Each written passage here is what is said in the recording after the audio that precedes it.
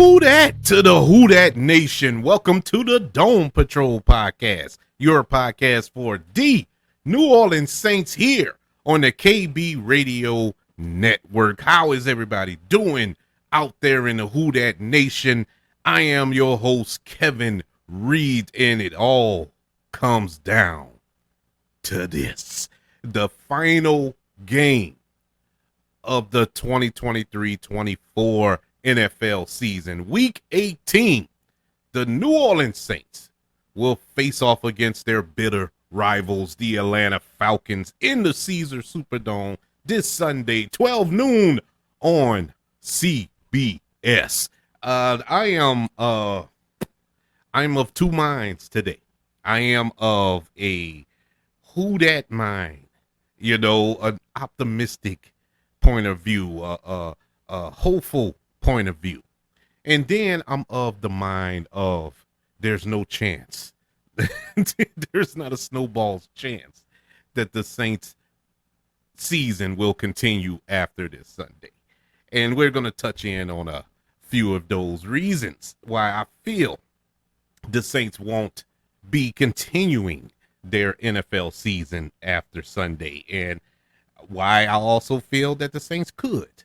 And there's a lot of scenarios that can happen this Sunday, or over this weekend, that can help the Saints, can benefit the Saints if the Saints take care of business.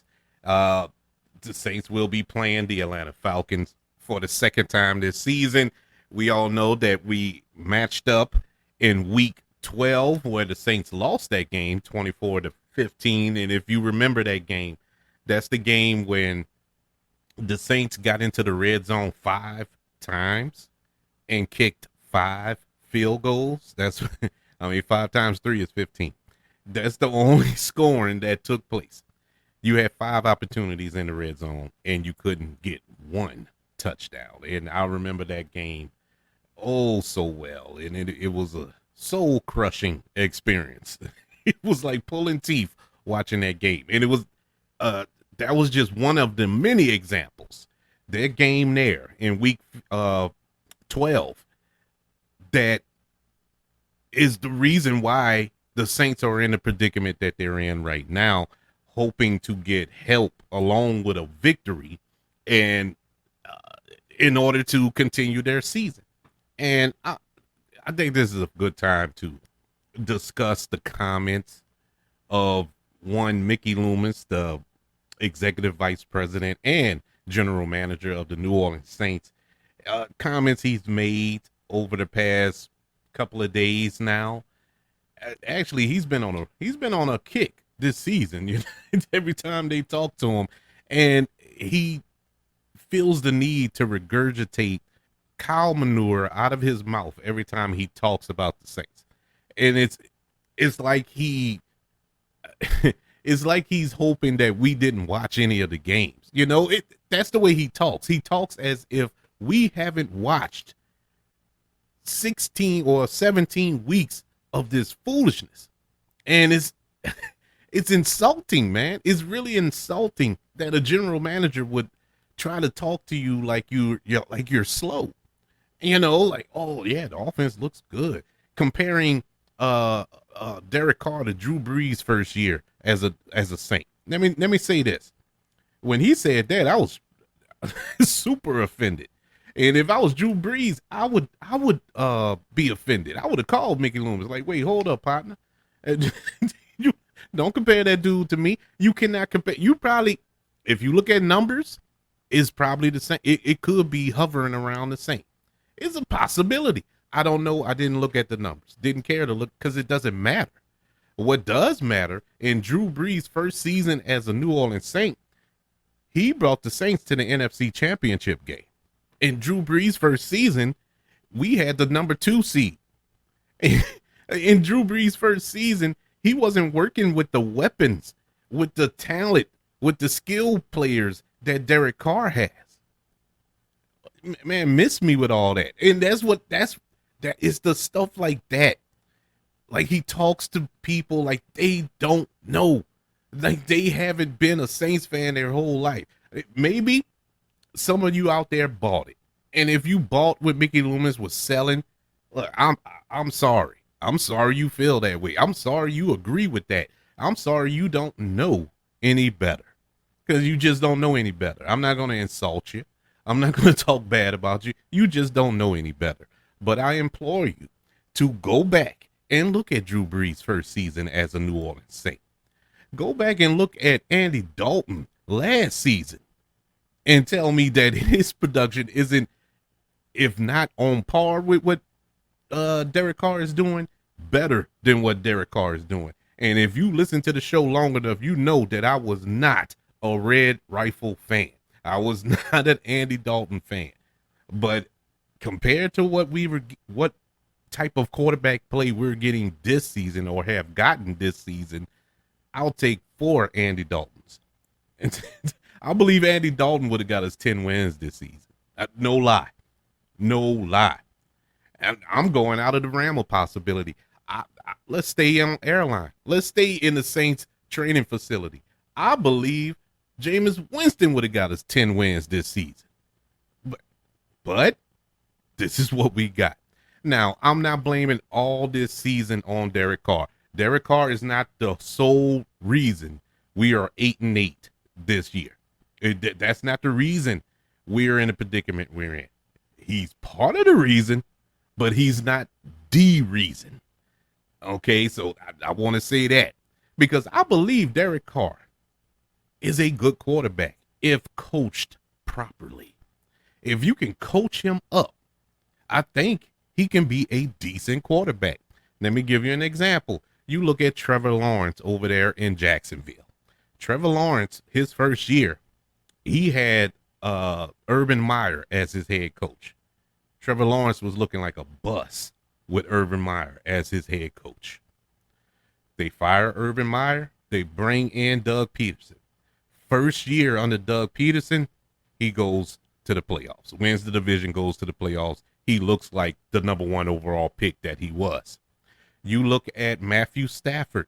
All the years he was in Detroit, as good as he was there, he wasn't getting anywhere. I don't think he won a playoff game. First season with Sean McVay over there in Los Angeles for the Rams, he goes to the Super Bowl and win it. Coaching. Not all players are Drew Brees. That's why it's not fair to compare quarterbacks or any players to another player, but compare the quarterback that we have to Drew Brees. That's not fair. Drew Brees is one of one. Drew Brees can elevate what's around him. Tom Brady elevates what's around him. For the most part, Aaron Rodgers can elevate what's around him. Peyton Manning and so on and so forth. Those are true elite quarterbacks. You know,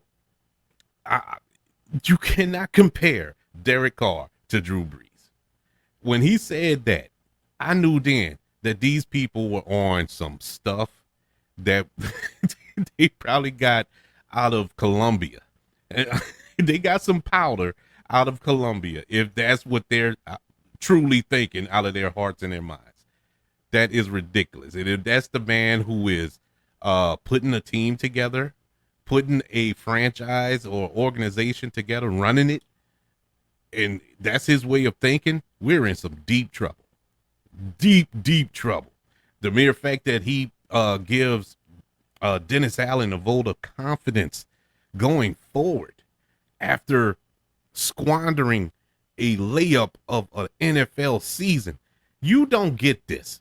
This schedule that we got this year was a layup. This is unheard of. Unheard of. Saints played nothing but under 500 teams. There was no team. They only played 2 teams with a winning record this season. 2. That's it. They've only played 2 legitimate starting quarterbacks this season. They played nothing but backup quarterbacks this season. No reason why the Saints are 8-8, staring a possible 9-8 in the face, and hoping that Carolina can pull it together and go out on a good note and spoil it for the Tampa Bay Buccaneers in order for us to win a division.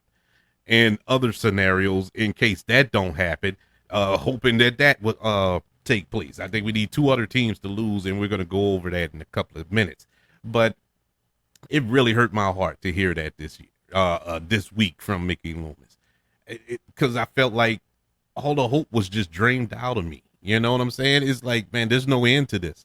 I felt there's no end to this, because if the general manager feels this way, who is the executive vice president, it feels this way, there's no change in this, because nobody over him is going to reprimand him, is going to fire him for not doing his job. Who's going to do it? Gail Benson? Gail Benson is not. All respect to Miss Benson, she's not going to fire nobody.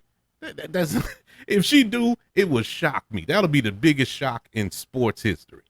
If she comes out and said, I decided to move on from Mickey Loomis, that would shock me, because at the end of the day, she doesn't know.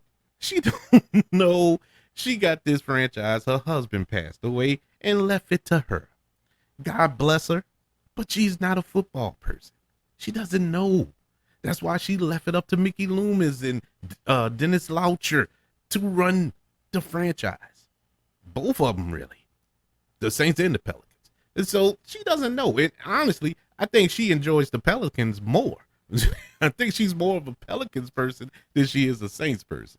But whatever. I digress. But all that I just needed to get off my chest with Mickey Loomis and his comments. So let's jump into this upcoming matchup that takes place this Sunday in the Dome between the Saints and the Atlanta Falcons. The 109th regular season matchup between the Saints and the Falcons will be of the utmost importance to the postseason hopes for both of the teams. The Falcons also have an outside chance of making the playoffs as well. A Saints victory over Atlanta, combined with Tampa Bay losing or tying with the Carolina Panthers, would earn the Saints their first division win since the year 2020. Even if Tampa wins, a Saints victory and a loss or tie by both the Seattle Seahawks and Green Bay Packers will catapult the Saints into a wild card spot and set up a road matchup in the Super Wild Card weekend.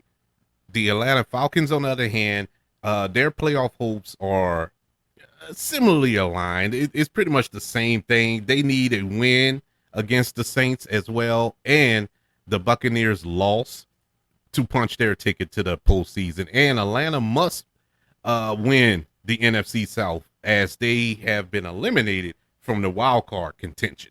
Saints still has an outside chance of the wild card spot, but the only way the Atlanta Falcons can get in is with a Tampa Bay loss. So following a 3-game losing streak in the middle of the season, the Saints started their journey back to contention for their first playoff berth in 3 years with a 28-6 victory over the Carolina Panthers on December the 10th, and have won 3 of their last 4 contests to even out their record to 8-8. The formula for the Saints' improved play has varied little over the last 4 contests, since the Saints did not surrender a touchdown in the first 2 of those 4 contests. The defense and special teams have forced 6 takeaways, while the offense has turned the ball over only twice. The Saints defense has surrendered only 5 touchdowns and 13.8 points per game in the last 4 games, both the league's lowest total. Just a little history of this bitter rivalry between the Saints and the Falcons. Their regular season series is all tied up at 54 apiece, with the Saints holding a 24-11 advantage over the Falcons since 2006. Since 1991, 36 games have been decided by 8 points or less. The Falcons had a 10-game win streak from 1995 to 99, which remains the Saints' longest winless streak against an opponent. New Orleans took 13 of 16 in the rivalry between 1986 and 94, and Atlanta won 9 straight over the flailing Saints from 1969 to 73. Atlanta's most recent mastery over a 5-year period ended with a 21-19 win from New Orleans in the Georgia Dome on November the 22nd, the year 2000. 8 games in the series have gone into overtime. Going back to that fateful day on November the 26th of last year, I could say now, in week 12, the Saints traveled to Atlanta to be defeated by the Falcons 24-15 at the Mercedes-Benz Stadium in Atlanta, as injuries, turnovers, and an inability to get into the end zone were too much for the Saints to overcome. The loss dropped the Saints at the time, coming off their bye, to 5-6, and Atlanta improved to 5-6. The Saints lost their top 2 receivers to injury in that game. Chris Olave left with a concussion. Rashid Shaheed, he had a thigh injury. Tight end Juwan Johnson left after taking a shot to the head. Defensive end Cam Jordan left the game in the 4th quarter with a shin injury. Cornerback Alante Taylor, he was in and out of the game. Running back Jamal Williams left in the 4th quarter. Center Eric McCoy, he had to briefly leave the game. I'm telling you, man, it was murderer's row in that game. One of the plays that was the highlight of that week is when Derek Carr gave up a 92-yard pick 6 in the 4th quarter, and Taysom Hill had the ball punched out at the Atlanta 5-yard line, ending a great scoring opportunity in the 3rd quarter. The Saints were able to move the ball, but couldn't get into the end zone, as they had to settle for 5 Blake Groupie field goals, a 25-yarder, a 52-yarder, a 41-yarder, a 45-yarder, and a 39-yard field goal. That was the only point scored by the New Orleans Saints in that loss. Let's look at the league ranking comparisons going into this final week of the season. And as I said before, the New Orleans Saints are 8-8. The Atlanta Falcons are 7-9. Scoring average, the league ranking Saints are 14th. At least they're tied for 14th in scoring average, 22.1. Atlanta Falcons are 26th with 19. Opponent scoring average, Saints are 6th in the league, 19.4, with Atlanta tied for 9th at 20.3.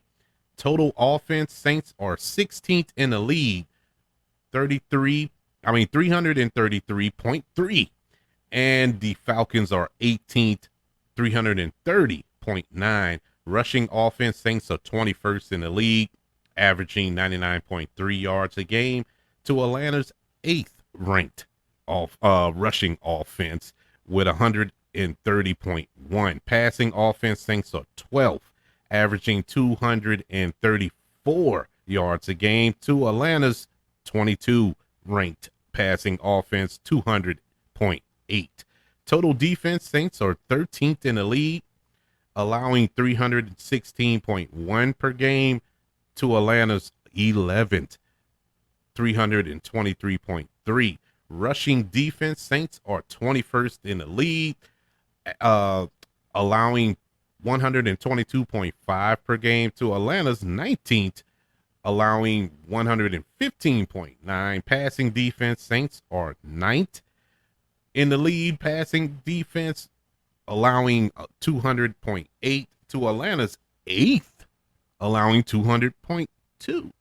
As you can see, these two teams are pretty evenly matched. They are running neck and neck as far as the rankings are concerned, and that's why they pretty much underachieved collectively this season. Turnover margin, Saints are 7th in the league with a +8 in turnover margin. The Atlanta Falcons are 28th in the league, -9 turnover. I our injury report going into this game. As of Friday, we have a few players that are questionable. We have two players who have been ruled out of Sunday's game. Those two players are Lonnie Johnson Jr., our safety with a knee injury, as well as offensive tackle Landon Young with a knee injury as well. Those two players have been ruled out. Questionable going into Sunday's game, which makes the game questionable itself. You have tight end Juwan Johnson with a chest injury, Alvin Kamara with an ankle injury. He didn't practice none this week. Kalen Saunders, our defensive tackle, with a concussion. He was a full participant on Friday, so it's a possibility, but he has been ruled questionable. Kendry Miller, our running back, ankle injury, didn't practice. He is questionable. A.T. Perry, wide receiver, he has an illness that he was fighting all week, but he was a full participant on Friday, but he is still ruled questionable, as well as J.T. Gray. He didn't practice this week with an illness as well. And for the Atlanta Falcons, they have three players who have been ruled out for Sunday's game. You have linebacker Troy Anderson, safety DeMarco Helms. He has a concussion, and center Drew Delman. They have been ruled out for Sunday's game. They have a few players that are questionable.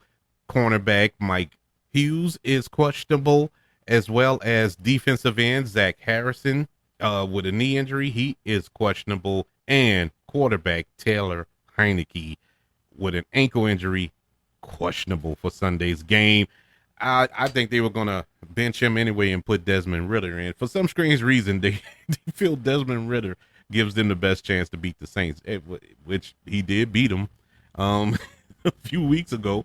But our team leaders for the season, starting with passing yardage for the Atlanta Falcons, Desmond Ridder, he is 227 over 358 for 2,545 yards, 10 touchdowns, and 11 interceptions. For the New Orleans Saints, it is Derek Carr, 353 off of 520 pass attempts, 3,614 yards passing, 21 touchdowns, and 8 interceptions. Leading rushers for both teams for Atlanta is Bijan Robertson, 203 carries, 948 yards rushing, and 4 touchdowns. For the Saints, it is Alvin Kamara, 180 carries, 694 yards rushing, and 5 touchdowns. Leading receivers for both teams for the Atlanta Falcons is Drake London, 65 catches this year, 864 yards receiving, and 2 touchdowns. For the Saints, Chris Olave, 84 receptions, 1,067 yards receiving, and 4 touchdowns. I wanted to go over our last 5 games, which was probably the best stretch for the Saints, this season. Starting off in the 1st of December, December the 3rd, I should say, when we played the Detroit Lions, lost that game in an embarrassing fashion, but they bounced back against the Carolina Panthers, beating the Carolina Panthers 28-6. Very next week, they played the Giants, beat the Giants 24-6. Lost to the Rams on Thursday Night Football, 30-22, and just this past Sunday defeated the Tampa Bay Buccaneers 23-13. And as you can see, they were 3 for 5 in the last 5 matchups, and those last 5 games pretty much went the way I figured they would go. But our problems is not out of these crop of games. The problems we had were earlier on in the season. Green Bay, Tampa Bay, the first game, the Atlanta game, those 3 games. Those 3 games. If you could have got 2 out of those 3, Saints are in great shape right now. But let's go to Atlanta Falcons' last 5 games and see the difference between these two franchises. I mean, on December the 3rd, they played the Jets and lost 13-8. They beat the Jets 13-8. They lost to Tampa the following week 29-25. They they also lost to the Carolina Panthers in probably one of the most embarrassing games in the history of games. They lost 9-7 to the Panthers. They bounced back and beat the Colts into 29-10, and just this past week they fell to the Chicago Bears 37-17. It's just crazy, you know. On those 5 games of the season, neither one of these teams won on the same week. It's weird. The weeks the Saints won, Atlanta lost. The weeks Atlanta won, the Saints lost. You can't make this stuff up. You can't make it up. And so they had upgraded Alvin Kamara status for the game to a game time decision. That just broke. So I just wanted to say that there is a game time decision for Alvin Kamara. I don't know. If he's not 100%, I wouldn't play. I wouldn't play. It don't make sense, to be honest with you. Because let's say the skies open up, God reaches down and bless the Carolina Panthers to beat the Tampa Bay Buccaneers, and we managed to get by Atlanta without Alvin Kamara. Do you want to risk Alvin Kamara being hurt even more, and we go into the playoffs without Alvin Kamara? Even with Alvin Kamara, I don't have confidence that we would do anything in the postseason, but I feel a little better with him. Super better if he was healthy. So I wouldn't risk it if he's not 100%. That's all I'm saying. But let's get to the game. My keys to the game, keys to victory for this Sunday's matchup against Atlanta. First and foremost, keys to victory: don't watch the scoreboard. Don't get distracted. Don't lose focus, because the Tampa Bay Carolina game is going to be at the exact same time, 12 noon Sunday. And so there's going to be scoreboard watching. Don't lose focus. Handle your business. Handle your business. We're in that famous internet meme. Worry about your own self. You know, with the little girl. Worry about your own self. Don't worry about what Carolina is doing. Let Carolina do what they do. It is what it is. Focus on winning this game. How will you win this game? Well, here's my keys. We have to control the line of scrimmage. You have something to build on. What happened in Tampa Bay last week? I think that was a good outing for the offense last week. They looked, for the most part, not for all 4 quarters, but for the most part, it was a good outing. And it's something to build on. It's so play ball control offense with your run game. And I know, like I said, Alvin Kamara is questionable. Game time decision for the game. We're going to have to rely on Jamal Williams. You know, Jamal Williams, he ran the ball pretty decent Sunday. You know, that was probably one of his better games this season. He has been somewhat of a disappointment since coming over from Detroit in free agency this offseason, but he played pretty decent. We just got to keep giving him the ball and play ball control offense. Defensively, get at Bijan Robinson. Keep him in check. Do not let him get loose. Bijan Robinson is a scary running back. I watched him in college, and he just translated it over to the NFL. He is a really, really good running back. Could be a great running back, but he's in Atlanta. You know, they're the ones holding him back. It ain't him, but he is a really good running back. Got to get that run game in check, man. We cannot allow these people to have 200 yards rushing on us like they did last time we played. That was embarrassing as a defense. That was embarrassing. These people ran clean over the defense. But we got to muster it up, man. You got to buckle up and go for the ride. Take away this run game, put it all on Desmond Ritter's shoulders, and watch him break, because Desmond Ritter ain't it. Desmond Ritter is not the answer in Atlanta. They have said as much. They have benched him multiple times throughout this season. The only reason he's possibly playing today or Sunday, is because Taylor Heineke is hurt. And so even if Taylor Heineke play, same rules apply. Same rules apply. But those are the keys. We need to run the ball as an offense, and defensively, we need to stop the run.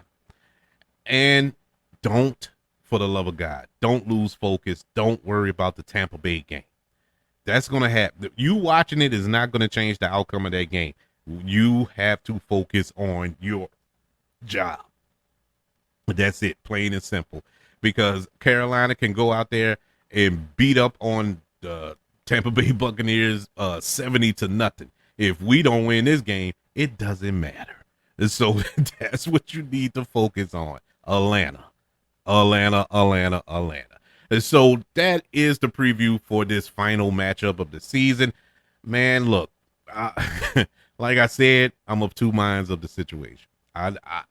It's too much of a tall task ahead of the Saints. Do I think the Saints will beat the Atlanta Falcons? Yeah, I think they will. I think they will beat them. But you're asking the worst team in the league to beat the Tampa Bay Buccaneers, who's coming. They're mad. They're mad because they lost last week in the fashion that they lost. And I mean, if there's one shining light, which I'm not celebrating, and I'm knocking on wood that he gets healthy, Baker Mayfield is banged up. The man got barbecue ribs, from that hit by the Honey Badger on Sunday. So he's not 100%, but Tampa still should beat him. But you need that to happen in order to win the division. As far as the wild card is concerned, you need Seattle to lose to the Arizona Cardinals. And I know Arizona they beat was that the Eagles? Yeah, they beat the Eagles last week. So I guess they're capable of beating the Falcons. I mean, not the Falcons. I got birds on the brain. The Seahawks.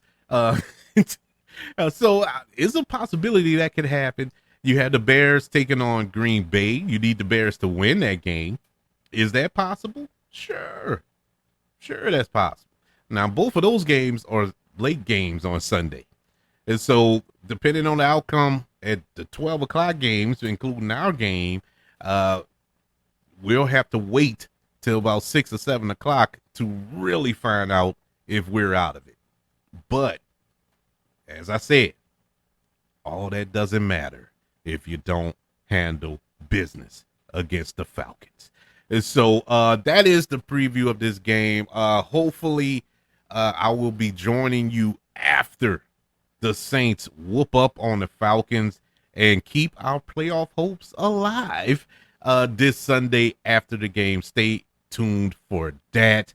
I would like to know, what do you think is going to be the outcome? Do you think the Saints will win? Do you think all these other scenarios will line up to help us out this playoff run? Yeah, it's a tall task, but it is possible. It's very possible. And if it happens, cool.